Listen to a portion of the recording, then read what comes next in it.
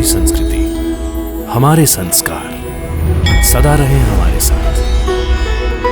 भारत की पुरातन गाथाएं और महान संतों की वाणी। सब्सक्राइब करें तिलक कथाएं। रुई का व्यापार कोई काला धंधा नहीं है। इसमें सब साफ है, कानूनी है। इस सौदे से इनकार करने का मतलब होगा घर आई लक्ष्मी को ठोकर मारना। तुम क्या कहती हो? हमें साईं बाबा से इजाजत लेनी चाहिए। मेरी मानो तो तुम भी किसी बाबा से जाकर पूछो कि ऐसी हालत में तुम्हें क्या करना चाहिए। किस बाबा से? स्वामी धर्मानंद बाबा। मुझे तुम्हारा भविष्य कुछ धुंधला सा दिखाई दे रहा है। कोशिश करो। कोशिश? किस चीज की कोशिश? अपने भैया और भाभी से उनकी जमीन और जायदाद अपने नाम पर करवाने की कोशिश। साईं बाबा ने अगर रुई का व्यापार करने की अनुमति दे दी तो उसमें से जो भी फायदा होगा उसमें से 20% मैं साईं बाबा को अर्पित करूंगा। श्यामा, तुम्हारा दामू अन्ना मुझे मुनाफे का 20% देने वाला है। व्यापार के लिए मैंने उसे मना किया था। अगर मैं वो व्यापार करने की अनुमति उसे देता हूं तो रिश्वत के तौर पर मुझे मुनाफे का 20% दे रहा है। इतना अच्छा मौका हाथ से जाने नहीं देना चाहिए दामू अन्ना। पूरे 2 लाख रुपए का मुनाफा हो सकता है। देखो धर्मानंद, हमने साफ साफ कह दिया है, हम कोई भी गैर कानूनी धंधा नहीं करेंगे। भाभी, इसमें गैर कानूनी कुछ नहीं है। और वैसे भी हम जो कुछ भी करेंगे कानून में रहकर करेंगे। और इस व्यापार में मुझे नुकसान की कोई बात ही दिखाई नहीं दे रही। बस चारों ओर फायदा ही फायदा है। दामू अन्ना, रुई का व्यापार कोई काला धंधा नहीं है। इसमें सब साफ है, कानूनी है। इस सौदे से इनकार करने का मतलब होगा घर आई लक्ष्मी को ठोकर मारना। तुम क्या कहती हो? हमें साईं बाबा से इजाजत लेनी चाहिए। लालसा, लालसा यानी अभिलाषा। चाहे पैसे की हो, जमीन जायदाद की हो या औरत की हो, इंसान को सच्चाई के रास्ते से हटा देती है। लालसा इंसान के अंदर कुंभकर्ण की तरह सोए हुए क्रोध, अहंकार, अविवेक, स्वार्थ, विश्वासघात, द्वेष आदि भयंकर शत्रुओं को जगाती है। और जब इंसान इन शत्रुओं के अधीन होता है तो वो खुद अपने विनाश की तरफ चल पड़ता है। लालसा कभी खत्म नहीं होती, कोई अंत नहीं है लालसा का। जैसे नमक का पानी पीकर इंसान की प्यास नहीं बुझती, बढ़ती है, वैसे ही लालसा है। एक पूरी करो, दूसरी फन निकालकर मन के दरवाजे पर जोर से दस्तक देती है, फिर अनर्थ होता है। इसलिए कहता हूं, अपना अधोपतन रोकना है तो मालिक की भक्ति में दिल लगा दो। फिर ये चंचल मन बहकेगा नहीं, किसी भी लालसा से ललचाएगा नहीं। सबका मालिक हे।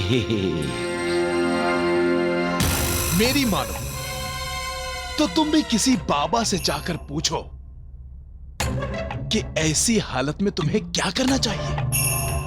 किस बाबा से? स्वामी धर्मानंद बाबा। मुझे तुम्हारा भविष्य कुछ धुंधला सा दिखाई दे रहा है। कोशिश करो। कोशिश? किस चीज की कोशिश? अपने भैया और भाभी से उनकी जमीन और जायदाद अपने नाम पर करवाने की कोशिश।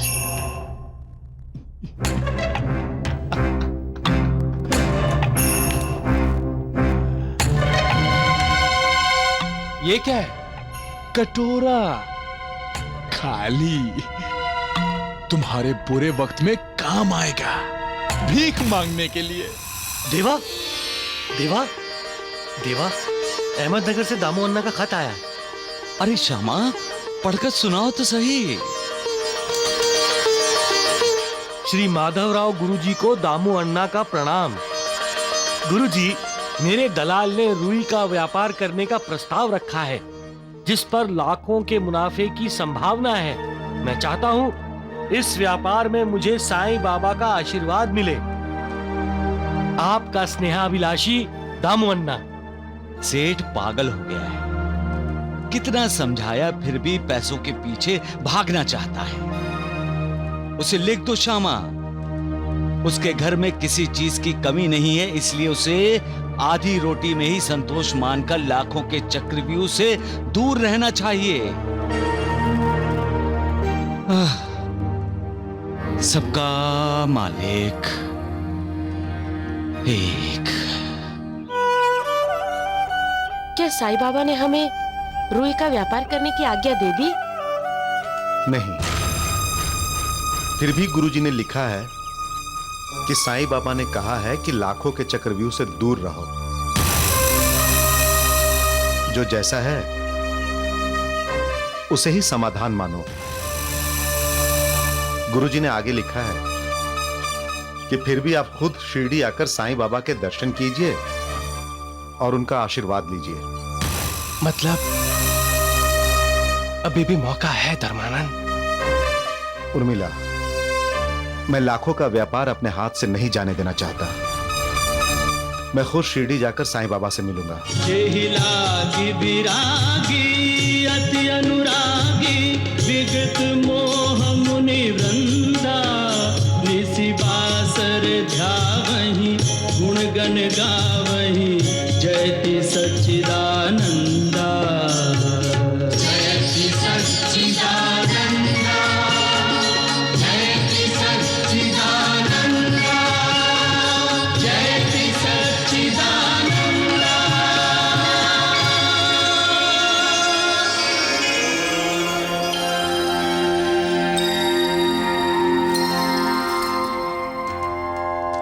देवा, दामू अन्ना आपके दर्शन करने आए हैं। जानता हूं श्यामा, सब जानता हूं। क्यों उर्मिला बेटी, अब तो कोई तकलीफ नहीं है ना? कोई तकलीफ नहीं है बाबा।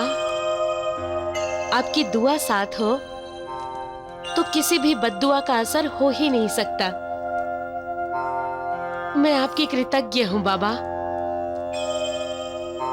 आप ही के आशीर्वाद से हम दोनों माता पिता बनने वाले हैं, और आप ही की दुआ से मेरे होने वाले बच्चे की रक्षा उस बद्दुआ से हुई। आपका हर शब्द हमारे लिए वेद वचन होगा, हम उसका पालन करेंगे।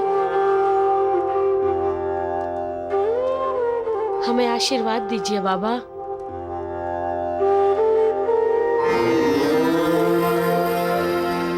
सदा खुश रहो। लेकिन भैया, आपने साईं बाबा से वो रुई वाले व्यापार की तो बात ही नहीं की। क्यों? क्या आप लोग लाखों का मुनाफा देने वाले उस व्यापार को बंद कर देना चाहते हैं? साईं बाबा के सामने उर्मिला ने बात ही ऐसी की कि मैं रुई के व्यापार की बात करना ही भूल गया। हाँ, अब हम जब भी द्वारका माई जाएंगे तो रुई के व्यापार की बात जरूर करूंगा। लेकिन हाँ, अब मैं जो तुम लोगों से बात कहने जा रहा हूं वो बात हम तीनों में ही रहनी चाहिए। साईं बाबा ने अगर रुई का व्यापार करने की अनुमति दे दी तो उसमें से जो भी फायदा होगा उसमें से 20% मैं साईं बाबा को अर्पित करूंगा।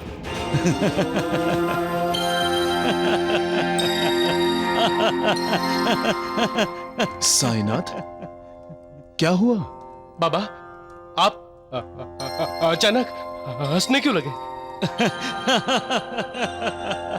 हमें भी तो बताइए बाबा, हम भी हंस लेंगे। तो फिर हंसो, हंसो, तुम भी हंसो। लेकिन क्यों? हंसने के लिए बात भी तो समझ में आनी चाहिए ना देवा। श्यामा, तुम्हारा दामू अन्ना मुझे मुनाफे का 20% देने वाला है। व्यापार के लिए मैंने उसे मना किया था। अगर मैं वो व्यापार करने की अनुमति उसे देता हूं तो रिश्वत के तौर पर मुझे मुनाफे का 20% दे रहा है। मुनाफे का 20%।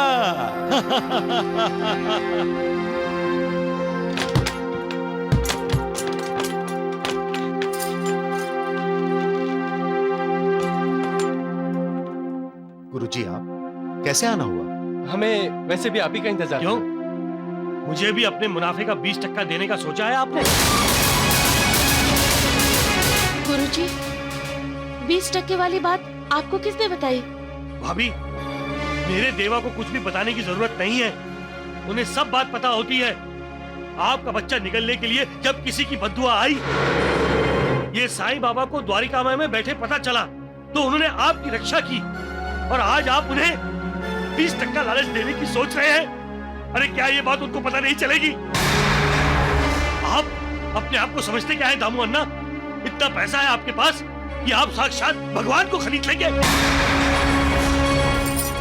अरे भूल गए आप, जो आप साईं बाबा के पास याचक बनकर आए थे, झोली फैलाकर उनका कृपा प्रसाद मांगा था, और आज अचानक दाता बनकर मेरे देवा की झोली भरना चाहते हो? लेकिन गुरुजी, अरे तुम चुप रहो दिनकर।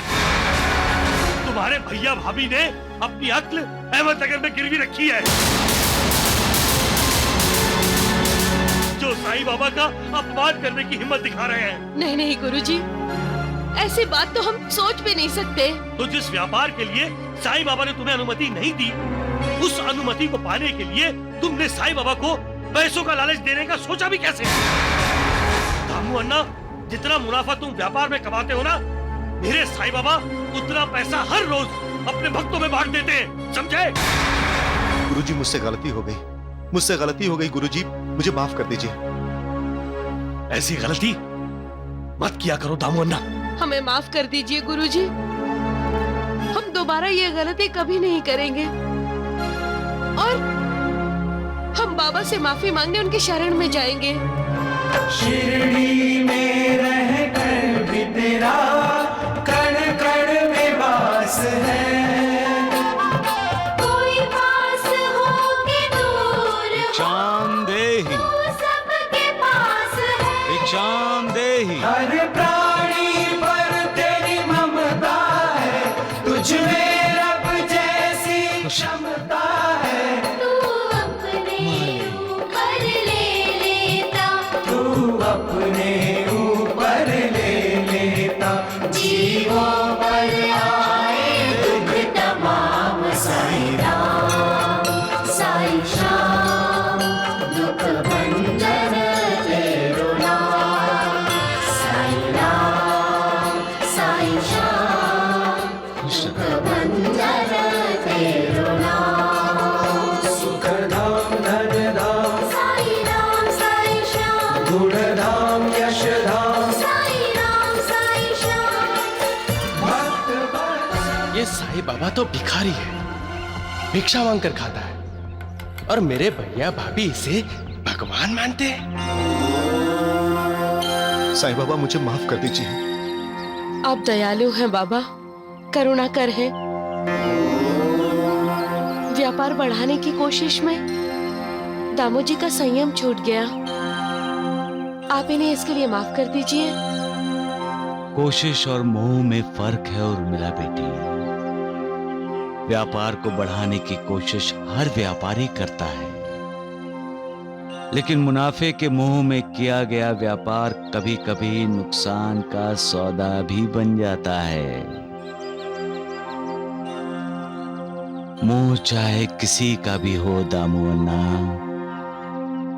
अच्छा नहीं होता। बाबा, अब मैं रुई का सौदा नहीं करूंगा। अगर आपका आशीर्वाद ना हो तो मैं कोई भी व्यापार नहीं करूंगा। मैं आधी रोटी खाकर गुजारा कर लूंगा, पर आपका आशीर्वाद नहीं खोऊंगा। बस आप इसी तरह हम पर अपनी कृपा दृष्टि बनाए रखिए बाबा। सबका मालिक एक।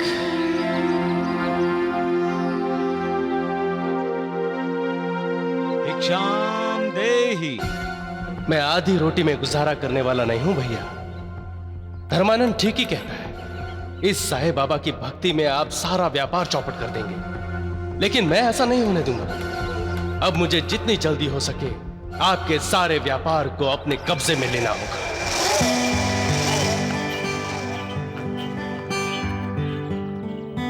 चिंता मत करो तुम, सब ठीक हो जाएगा।